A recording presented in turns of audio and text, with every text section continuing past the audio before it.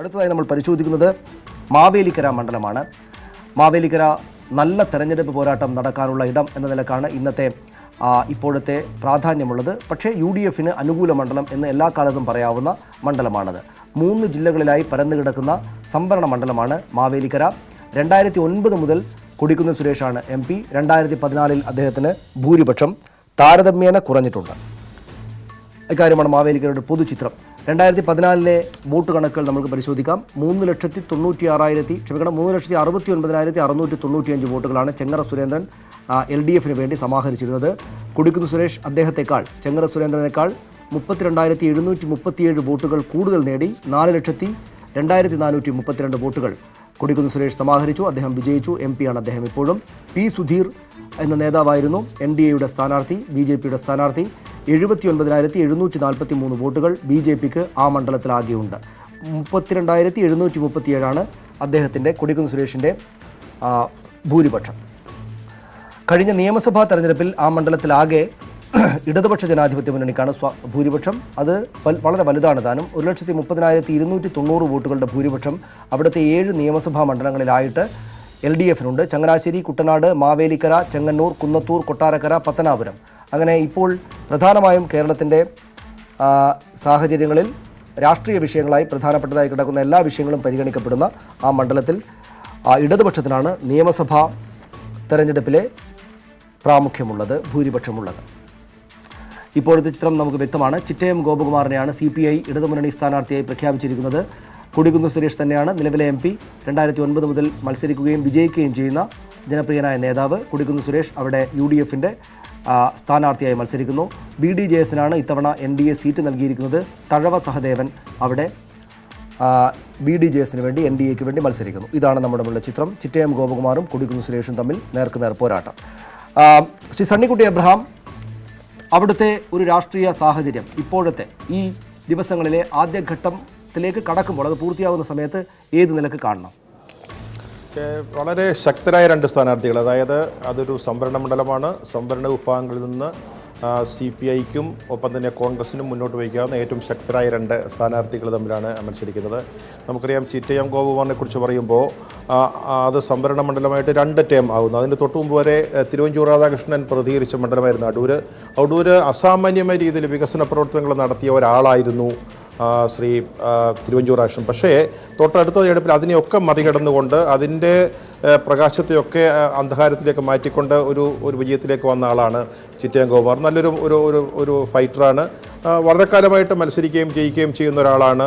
പഴയ അടൂർ മണ്ഡലം, പിന്നീട് മാവേലിക്കര, അങ്ങനെ മത്സരിക്കുന്ന ഒരാളാണ് കൊടിക്കുന്നിൽ സുരേഷ്. അല്പം ആൻറ്റി ഇൻകുംബൻസി ഫാക്ടർ വേണമെങ്കിൽ അദ്ദേഹത്തിന് പ്രതികൂലമായിട്ട് ഉണ്ടാവുകയും ചെയ്യാം.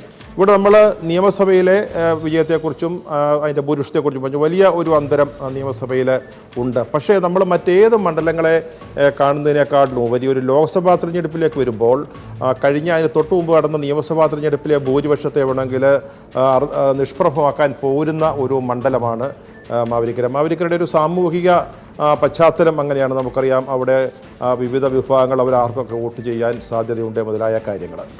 ഞാൻ ഒരു കാര്യം പറയാം. ഇത്തവണത്തെ തെരഞ്ഞെടുപ്പിൽ CPM മുന്നോട്ട് വയ്ക്കുന്ന, വളരെ ബോധപൂർവ്വം മുന്നോട്ട് വയ്ക്കുന്ന ഒരു മധ്യ തിരുവിതാംകൂറിനെ സംബന്ധിച്ചുള്ള ഒരു സാമൂഹിക എഞ്ചിനീയറിംഗ് ഉണ്ട്. അത് അഖില കേരള തലത്തിൽ അവരത് നടപ്പാക്കുന്നു എന്ന് ഞാൻ പറയുന്നത്. പക്ഷേ മധ്യ തിരുവിതാംകൂറിൽ ക്രിസ്ത്യൻ വിഭാഗങ്ങൾക്ക് മികച്ച സ്വാധീനമുള്ള സ്ഥലങ്ങളിൽ അവർ ആവിഷ്കരിച്ച് നടപ്പാക്കുന്ന ഒരു തന്ത്രം എന്ന് പറയുന്ന ഒരു സാമൂഹിക സമുദായങ്ങളുടെ കൈകാര്യം ചെയ്യുന്ന രീതിയിലുള്ള തന്ത്രം എന്ന് പറഞ്ഞാൽ അവർ മുമ്പിൽ കാണുന്നത് അവർ NSSൻ്റെ വോട്ട് പ്രതീക്ഷിക്കുന്നില്ല. അവർ കത്തോലിക്ക സഭയുടെ വോട്ടുകൾ പ്രതീക്ഷിക്കുന്നില്ല. അത് ഈ മാവേലിക്കര മാത്രമല്ല, ഈ സെൻട്രൽ ടാങ്കൂറിലെ വിവിധ മണ്ഡലങ്ങളിൽ അവർ കത്തോലിക്ക സഭയുടെ വോട്ടുകൾ പ്രതീക്ഷിക്കുന്നില്ല. പക്ഷേ കത്തോലിക്ക സഭ ഒഴികെയുള്ള ഓർത്തഡോക്സ്, മാർത്തോമ, CSI, അപ്പോൾ ഈ മണ്ഡലങ്ങളിലൊക്കെ ഈ പറഞ്ഞ ജനവിഭാഗങ്ങൾക്കെല്ലാം MLAമാരുണ്ട് മാവേലിക്കര മണ്ഡലത്തിൽ. അവരെയൊക്കെ പ്രതികരിക്കുന്ന MLA ഉണ്ട്. അങ്ങനെ കത്തോലിക്ക ഇതര ക്രൈസ്തവ സഭാ വിഭാഗങ്ങളുടെ വോട്ട്. പിന്നീട് ഈ നവോത്ഥാന മുന്നണി എന്ന് പറയുന്ന ഒരു സംവിധാനം, അത് നേരത്തെ തന്നെ അതിൻ്റെ മണ്ഡലം തല കമ്മിറ്റികളൊക്കെ ഉണ്ടായിരിക്കുന്നു. അങ്ങനെ ഈഴവ വോട്ടുകൾ നായർ വോട്ട് മാറ്റി നിർത്തിക്കൊണ്ട് ഈഴവ വോട്ടുകളും കത്തോലിക്ക ഇതര ക്രൈസ്തവ വോട്ടുകളും സമാഹരിക്കുക എന്ന വളരെ നിർണായകമായൊരു തന്ത്രം ഇത് ആരോടും പറഞ്ഞിട്ട് നമുക്ക് മനസ്സിലാക്കാൻ സാധിക്കുന്നതാണ്. പ്രചരണം, സ്ഥാനാർത്ഥികളെ നിർത്തിയ രീതി, അവർ മുന്നോട്ട് വയ്ക്കുന്ന പ്രശ്നങ്ങൾ, ഇതൊക്കെ നമ്മൾ കാണുമ്പോൾ നമുക്ക് മനസ്സിലാക്കാൻ പറ്റുന്ന ഒരു സാമൂഹിക രാഷ്ട്രീയത്തിൻ്റെ ചിത്രമാണ് ഞാൻ പറഞ്ഞത്. അതാണ് പിന്നീട് ഇതിനോടൊപ്പം ചേർന്ന ഈ നവോത്ഥാന മുന്നണിയുമായി ബന്ധപ്പെട്ട് വരുന്ന സമുദായങ്ങളെ കൂടെ ഒരു കുടക്കീഴിൽ നിർത്തിക്കൊണ്ട് അങ്ങനെ ഒരു സംഘടനാ സംവിധാനം അല്ലെങ്കിലും ഈ തരത്തിൽ വോട്ടുകൾ പോളറൈസ് ചെയ്യാനുള്ള അല്ലെങ്കിൽ വികേന്ദ്രീകരിക്കാനുള്ള ഒരു വളരെ സമർത്ഥമായൊരു തന്ത്രമാണ് ഒരുപക്ഷെ മാവേലിക്കര, അതുപോലെ തന്നെ ഇടുക്കിയുടെ ചില ഭാഗങ്ങൾ, പത്തനംതിട്ട മാവേലിക്കര മണ്ഡലങ്ങളിലൊക്കെ അവർ കൃത്യമായിട്ട് മുന്നോട്ട് വയ്ക്കുന്ന ഒരു സ്വാധീനം. പക്ഷേ പത്തനംതിട്ട നമ്മൾ നോക്കുമ്പോൾ BJPക്ക് സ്വാധീനം വർദ്ധിപ്പിക്കാൻ സാധിച്ചിട്ടുണ്ട്. ഈ തെരഞ്ഞെടുപ്പിൽ നമുക്കറിയാം അതിൻ്റെ സ്ഥാനാർത്ഥിത്വത്തിന് വേണ്ടി നടന്ന മത്സരങ്ങൾ നോക്കുമ്പോൾ ഒരുപക്ഷെ അവർ A+ എന്നൊക്കെ പറഞ്ഞ കാറ്റഗറിയിലേക്ക് പെടുത്തിയിരിക്കുന്ന ഒരു മണ്ഡലം. പക്ഷേ ആ ഒരു സ്വാധീനം BJPക്ക് മാവേലിക്കരയിൽ ഉണ്ടാക്കാൻ പറ്റും. BJPയുടെ വോട്ട് വളരെ നിർണായകമായിരിക്കും. അവിടെ BJPക്ക് സീറ്റ് കിട്ടാതെ പോയതിൻ്റെ പേരിൽ BJPയുടെ സംസ്ഥാന വൈസ് പ്രസിഡന്റ് ശ്രീ വേലായുധൻ അത് BDSന് കൊടുത്തതിൻ്റെ പേരിൽ വലിയ തർക്കമുണ്ടാക്കുകയുണ്ട്. അപ്പോൾ BDS അല്ലെങ്കിൽ BJPക്കോ അവരടങ്ങുന്ന NDAക്ക് വലിയ സ്വാധീനമൊന്നും മാവേലിക്കര ഉണ്ടാക്കാൻ പോകുന്നില്ല. പക്ഷേ ഈ ശബരിമല വിഷയം നന്നായിട്ട് ചർച്ച ചെയ്യപ്പെടാവുന്ന, പത്തനംതിട്ട കഴിഞ്ഞാൽ ചർച്ച ചെയ്യപ്പെടാവുന്ന ഒരു മേഖലയാണ്. അത് എങ്ങോട്ടാണ്, ആർക്കാണ് അതിൻ്റെ ഗുണം കിട്ടുക എന്നുള്ളത് ഈ തെരഞ്ഞെടുപ്പിനെ സംബന്ധിച്ചിടത്തോളം പ്രധാനമായിരിക്കും. രണ്ട് മിടുക്കന്മാരായ സ്ഥാനാർത്ഥികൾ തമ്മിലുള്ള നല്ല ഒന്നാന്തരം ഒരു പോരാട്ടമാണ് നമുക്ക് മാവേലിക്കരയിൽ പ്രതീക്ഷിക്കാൻ സാധിക്കും. വളരെ ശക്തമായിട്ടുള്ള പോരാട്ടമായിരിക്കും. അതിന് പ്രധാനപ്പെട്ട ഒരു കാരണം ഈ പറഞ്ഞ രാഷ്ട്രീയ വിഷയങ്ങൾ എന്നതിനൊപ്പം തന്നെ വ്യക്തിപരമായിട്ട് ഓരോരുത്തരുടെയും സവിശേഷതകൾ കൂടെ എനിക്ക് തോന്നുന്നു അവിടെ പരിഗണിക്കപ്പെടും. പ്രത്യേകിച്ചും കൊടിക്കുന്നിൽ സുരേഷ് ഇത്രയും കാലം MP ആയിരുന്നു. മത്സരിക്കുന്ന ചിറ്റയം ഗോപകുമാർ അതിശക്തനായിട്ടുള്ള സ്ഥാനാർത്ഥിയാണ് താൻ. സിറ്റിംഗ് MP എന്ന നിലക്കുള്ള വ്യക്തി സ്വാധീനം കൊടിക്കുന്നിൽ സുരേഷിന് ഉണ്ട്. അവിടെ തെരഞ്ഞെടുപ്പ് രംഗത്ത് ഇത്രയും കാലത്തെ പരിചയം എന്നത് നിസ്സാരമായിട്ടുള്ള കാര്യമല്ല. അദ്ദേഹത്തിന് അവിടുത്തെ ഓരോ മുക്കും മൂലയും ആ നിലക്കുള്ള എളുപ്പത്തിൽ പ്രചാരണ പരിപാടികളും ആളുകളെ മനസ്സിലാക്കിയും കണ്ടും ചോദിച്ചും വോട്ട് ആവശ്യപ്പെട്ട് മുന്നോട്ട് പോകാവുന്ന കാര്യമുണ്ട്. തെരഞ്ഞെടുപ്പ് രംഗത്തെ മാനേജ് ചെയ്തുള്ള പരിചയം അദ്ദേഹത്തിന് നല്ല നിലക്കുണ്ട്. ചിറ്റയം ഗോപകുമാറിൻ്റെ ജനകീയത എല്ലാവരും സമ്മതിക്കുന്നതാണ്. എതിർ സ്ഥാനാർത്ഥികൾ പോലും എതിരാളികൾ പോലും സമ്മതിക്കുന്ന ഒരു കാര്യമാണ്. സാമുദായിക പിൻബലം അദ്ദേഹത്തിന് നല്ല നിലക്കുണ്ട്. വളരെ സവിശേഷമായിട്ട് ഇവിടെ കാണേണ്ടുന്നൊരു കാര്യം ബാലകൃഷ്ണപിള്ള ഫാക്ടർ എന്നതാണ്. അതിൻ്റെ വിശദീകരണം രാജീവ് ദേവരാജ് അല്പസമയത്തിനകം അല്ലെങ്കിൽ അതിൻ്റെ എന്താണത് എന്നത് വിശദീകരിക്കുമെന്നാണ് ഞാൻ പ്രതീക്ഷിക്കുന്നത്. ഈ BDS സ്ഥാനാർത്ഥിയെ കൂടെ ഒന്ന് നോക്കിയിട്ട് BDS വോട്ടുകൾ അവിടെ ചെറിയ കാര്യമല്ല. ശബരിമല എന്നതിനെ രാഷ്ട്രീയ വിഷയമാക്കിയിട്ട് NDA പോരാടുന്നുണ്ട്. ഇദ്ദേഹത്തിന് സംഘപരിവാറുമായിട്ട് തഴവ സഹദേവൻ എന്ന സ്ഥാനാർത്ഥിക്ക് സംഘപരിവാറുമായിട്ടുള്ള അടുത്ത ബന്ധം BJP വോട്ടുകളെ ആകെ സമാഹരിക്കാൻ കാരണമാകും എന്നും കരുതുന്നു. രാജീവ് ബാലകൃഷ്ണപിള്ള ഫാക്ടർ അതെങ്ങനെയായിരിക്കും? അത് ഒരു സ്ഥാനാർത്ഥിയുടെ പേരിലാണ് എഴുതി കാണിക്കപ്പെട്ടതെങ്കിലും ആ മണ്ഡലത്തിൽ എങ്ങനെയായിരിക്കും അത് പ്രതിഫലിക്കുക?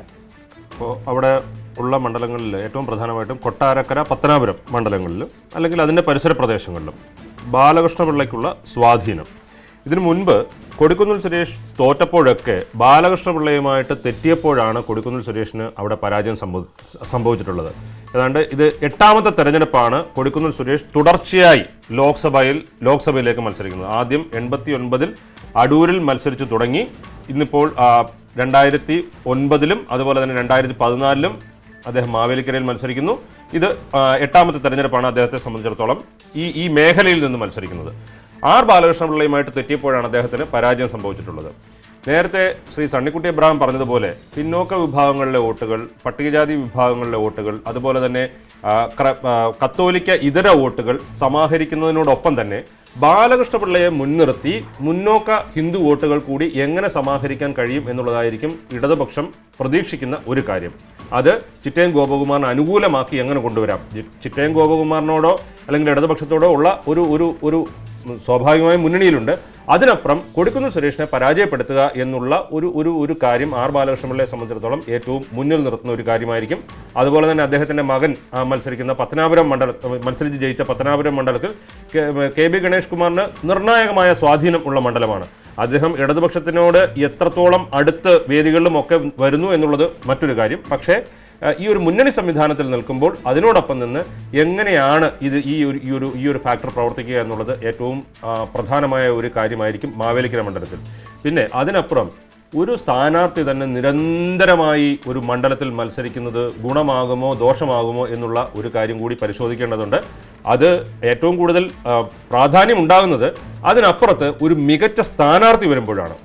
ഒരു പുതുമയുള്ള സ്ഥാനാർത്ഥി, അതല്ലെങ്കിൽ ജനങ്ങളുമായിട്ട് കൂടുതൽ ബന്ധം സ്ഥാപിക്കാൻ കഴിയുന്ന, അവരുമായിട്ട് ഐഡന്റിഫൈ ചെയ്യാൻ പറ്റുന്ന ഒരു സ്ഥാനാർത്ഥി വരുമ്പോൾ നിരന്തരമായി മത്സരിക്കുന്ന ഒരു സ്ഥാനാർത്ഥി ഒരു ഗുണമാകുമോ അതോ ദോഷമാകുമോ എന്നുള്ളത് മാവേലിക്കരയിൽ നമ്മൾ ഒരു കാത്തിരുന്ന് കാണേണ്ട ഒരു കാര്യമാണ്. ശ്രീ കെ ജെ ജേക്കബ്, ഇവിടെ ഇത്തരത്തിലുള്ള കാര്യങ്ങൾ വെക്കുമ്പോഴും നമ്മൾ ഇതുവരെ ചർച്ച ചെയ്ത മണ്ഡലങ്ങളിൽ ശബരിമല എന്ന വിഷയം ഒരു രാഷ്ട്രീയ പ്രശ്നമായിട്ട് ഒരുപക്ഷെ വോട്ടുകളെ സ്വാധീനിച്ചേക്കാവുന്ന, ഒരുപക്ഷെ എന്നല്ല വോട്ടുകളെ സ്വാധീനിച്ചേക്കാവുന്ന മണ്ഡലമാണല്ലോ ഈ മാവേലിക്കര. അവിടെ സാമുദായികമായ വോട്ടുകൾ, സാമുദായികമായുള്ള തിരിവ്, ബാലകൃഷ്ണപിള്ള പോലുള്ള നേതാക്കൾ വ്യക്തിപരമായിട്ടുണ്ടാക്കുന്ന വോട്ടിൻ്റെ സമാഹരണം, ഇത്തരം കാര്യങ്ങളെല്ലാം ഘടകങ്ങളാകുന്ന ഇടമാണ്. ഈ ശബരിമല എന്ന രാഷ്ട്രീയ വിഷയത്തിന്മേലുള്ള ഒരു രാഷ്ട്രീയ ധാരണയിലെത്താൻ നമ്മളെയൊക്കെ സഹായിക്കുന്ന ഒരു തെരഞ്ഞെടുപ്പ് വിധി കൂടെ ആകുമോ അവിടെ നിന്ന് വരിക?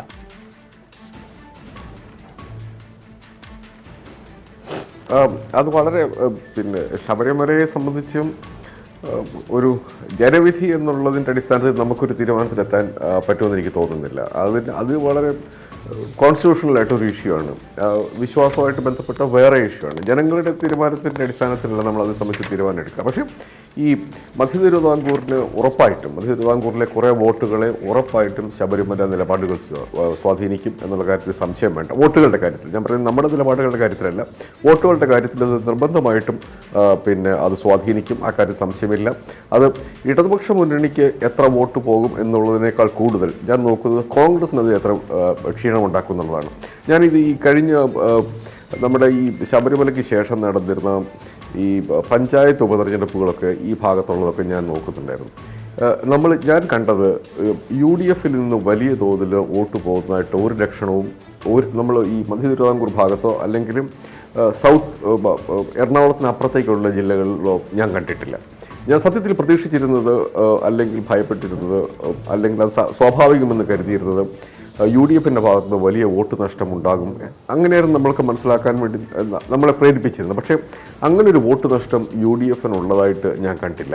അതുകൊണ്ട് ശബരിമലയുടെ കാര്യത്തിൽ ആൾക്കാർക്ക് വളരെ സീരിയസ് ആയിട്ടുള്ള തോട്ട് പ്രോസസ്സ് ഉണ്ടെങ്കിലും ഒരു ഇലക്ട്രൽ പ്രോസസ്സിലേക്ക് വരുമ്പോൾ അത് എത്രത്തോളം ബാധിക്കും എന്നുള്ള കാര്യത്തിൽ ഇപ്പോൾ എനിക്ക് സംശയമുണ്ട്. നേരത്തെ ഞാൻ വിചാരിച്ചിരുന്നത് അതൊരു വലിയ ഒരു ഇലക്ട്രൽ ഇമ്പാക്റ്റ് ഉണ്ടാകുന്ന തരത്തിലുള്ള കാര്യമായിരിക്കുമെന്നാണ് ഞാൻ വിചാരിച്ചത്. പക്ഷേ അത് എവിടെയൊക്കെയോ അത് തീരെ ആൾക്കാരുടെ അടുത്ത് ഇല്ലാത്തത് കൊണ്ടല്ല, ആൾക്കാരുടെ മനസ്സിൽ അത് വളരെ വലിയൊരു ഇഷ്യൂ ആണ്. പക്ഷേ അത് ഇലക്ഷനിൽ റിഫ്ലക്റ്റ് ചെയ്യുന്നതായിട്ട് കാണുന്നില്ല.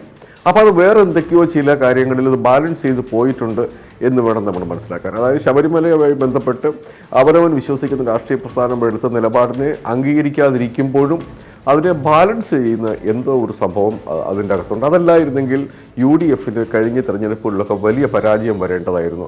ഈ പഞ്ചായത്ത് തെരഞ്ഞെടുപ്പ് എന്ന് പറയുമ്പം അത് വളരെ ലോക്കലൈസ്ഡ് ആണ് എന്നുള്ളത് ഒരു സത്യമാണ്. പാർലമെൻറ്റ് തിരഞ്ഞെടുപ്പിന് അതിന് വലിയ ഇമ്പാക്റ്റ് ഉണ്ടാവില്ല എന്ന്. പക്ഷേ എങ്കിൽ നമ്മളൊരു പാറ്റേൺ നമ്മൾ ഐഡൻറ്റിഫൈ ചെയ്യാൻ ശ്രമിച്ചാൽ അതിൽ UDFിന് വലിയ, ആർക്കും പ്രത്യേകിച്ചൊരു നഷ്ടം, BJPക്ക് വലിയൊരു നേട്ടം അത് ഒരിടത്തും നമ്മൾ കണ്ടിട്ടില്ല.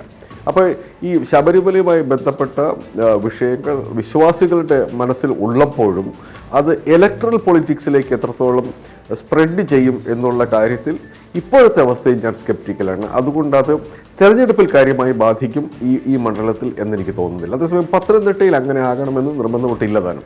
മാവേലിക്കരയിൽ പത്തനംതിട്ട ആ ടിപ്പിക്കൽ ആ സമരം നടന്ന സ്ഥലത്ത് ചിലപ്പോൾ അതിന് അത് വളരെ പ്രധാനപ്പെട്ട വിശദീകരിക്കേണ്ടുന്ന ഒരു പോയിന്റാണ്. അതായത് ശബരിമല നമ്മൾ ആ ഘട്ടങ്ങളിൽ കരുതിയതുപോലെ തെരഞ്ഞെടുപ്പിൽ വളരെ പ്രധാനപ്പെട്ട രാഷ്ട്രീയ വിഷയമാകുമോ എന്ന് അദ്ദേഹം മുന്നോട്ട് വെച്ച ആ പോയിന്റ് യഥാർത്ഥത്തിൽ ഒന്നുകൂടെ പരിശോധിക്കേണ്ടുന്ന മണ്ഡലങ്ങൾ പിന്നാലെ വരുന്നുണ്ട്. അദ്ദേഹം സൂചിപ്പിച്ച പത്തനംതിട്ട അടക്കമുള്ളവ. ശ്രീലാൽ, ഇവിടെ കൊടിക്കുന്ന് സുരേഷ് വിജയം തന്നെയായിരിക്കും പ്രതീക്ഷിക്കുന്നുണ്ടാവുക. വളരെ പ്ലീസിംഗ് ആയിട്ടുള്ള കാൻഡിഡേറ്റ് ആണ്. പക്ഷേ നേരത്തെ രാജീവ് പറഞ്ഞതുപോലെ ശക്തനായിട്ടുള്ള ഒരാളെ തന്നെ തിരിച്ചും വന്നിരിക്കുന്നു. ശബരിമല പോലുള്ള രാഷ്ട്രീയ വിഷയങ്ങൾ അവിടെ ഉണ്ട് താനും. ഏത് നിലക്ക് ഇത്തവണ പോരാട്ടം കടുക്കും? സനീഷ്, ശബരിമല ഈ തെരഞ്ഞെടുപ്പിൽ ഒരു വലിയ ഘടകം തന്നെയാണ്. പക്ഷേ ഈ നമ്മൾ സംസാരിക്കുന്ന മാവേലിക്കരയിലേക്ക് വരുമ്പോൾ ചങ്ങനാശ്ശേരി അടക്കമുള്ള മണ്ഡലങ്ങൾ ഇതിനുള്ളിലുണ്ട്. ശബരിമല ചർച്ചയാകും. പക്ഷേ ശബരിമല വോട്ടുകൾ BDJSന് എത്രത്തോളം സമാഹരിക്കാൻ കഴിയും എന്നൊരു വലിയ ചോദ്യം ആണ് ഇവിടെ നിൽക്കുന്നത്. ഒരുപക്ഷെ BJP സ്ഥാനാർത്ഥിയാണ് മാവേലിക്കരയിൽ വന്നിരുന്നുവെങ്കിൽ ശബരിമലയിൽ നിന്നും എന്തെങ്കിലും ഒരു സ്വാധീനം, എന്തെങ്കിലും ഒരു ഗുണം ലഭിക്കുമായിരുന്നുവെങ്കിൽ അത് ലഭിക്കുമായിരുന്നു. പക്ഷേ BDJSന് അത്രയും വലിയ BJPക്ക് ലഭിക്കുന്ന ഒരു സ്വീകാര്യത ശബരിമല സംബന്ധിച്ച് BDJSന് ലഭിക്കുമെന്ന് കരുതുക പ്രയാസമാണ്. അതിനോടൊപ്പം തന്നെ മറ്റൊരു ഫാക്ടർ കൂടിയുള്ളത് രാജീവ് നേരത്തെ സൂചിപ്പിച്ചതുപോലെ അത് പിള്ള ഫാക്ടർ തന്നെയാണ്. ബാലകൃഷ്ണപിള്ള കഴിഞ്ഞ തവണ കൊട്ടാരക്കരയും പത്തനാപുരവുമാണ് ഏറ്റവും അധികം വോട്ട് ഈ കൊടിക്കുന്ന് സുരേഷിന് നൽകിയ മണ്ഡലങ്ങൾ. കുന്നത്തൂരിൽ 63,686 വോട്ട് ലഭിച്ചു. കൊട്ടാരക്കരയിൽ 61,444 വോട്ടും പത്തനാപുരത്ത് 61,980 വോട്ടും ലഭിച്ചിരുന്നു. ആ വോട്ടുകൾ ഇത്തവണ സമാഹരിക്കാൻ കൊടിക്കുന്നിൽ സുരേഷിന് കഴിയുമോ? പ്രത്യേകിച്ച് ബാലകൃഷ്ണപിള്ള LDF-ൽ പോയെന്ന് മാത്രമല്ല, വ്യക്തിപരമായി ബാലകൃഷ്ണപിള്ള കൊടിക്കുന്നിൽ സുരേഷിനെ ചേരിയിൽ നിൽക്കുന്ന സാഹചര്യത്തിൽ, എതിർക്കുന്ന സാഹചര്യത്തിൽ ആ ഒരു നിർണായക ഒരു പ്രതിസന്ധിയാണുള്ളത്. അതോടൊപ്പം തന്നെ ഞാൻ നേരത്തെ പറഞ്ഞതുപോലെ BJPക്ക് കഴിഞ്ഞ തവണ ലഭിച്ച വോട്ടുകൾ 79,743 വോട്ടുകൾ, അത് BDJS-ന് സമാഹരിക്കാൻ കഴിയുമോ എന്നുള്ള ചോദ്യം. BDJS-ന് ആ വോട്ടുകൾ വീണില്ലെങ്കിൽ ആ വോട്ട് ആർക്ക് വീഴും എന്നുള്ള ചോദ്യം, അതൊരു പക്ഷേ കൊടിക്കുന്നിലിനെ സഹായിക്കാൻ സാധ്യതയുള്ള ഒരു സാഹചര്യമാണ്. അതാണ് നമുക്ക് ഈ മണ്ഡലം വിട്ടു പോകാം.